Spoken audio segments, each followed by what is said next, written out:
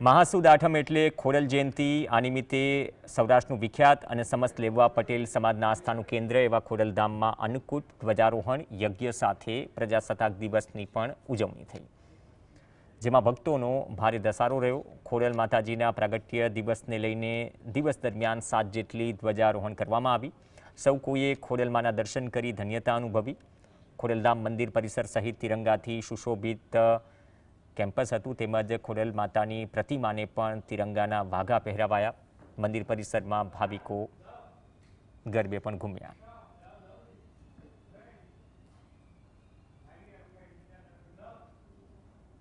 નિમિત્તે કેમ્પસમાં બધા સ્ટાફ દ્વારા રાષ્ટ્રધ્વજ ફરકાવવામાં આવ્યો છે અને તેને સાથે સલામી પણ આપવામાં આવી છે અને સાથે સાથે માતાજીના શણગાર રાષ્ટ્રધ્વજની થીમ દ્વારા શણગાર કરવામાં આવ્યો છે અને સવારથી જ શ્રદ્ધાળુઓ માતાજીના દર્શને ઉમટી પડ્યા છે। જય મા ખોડલ।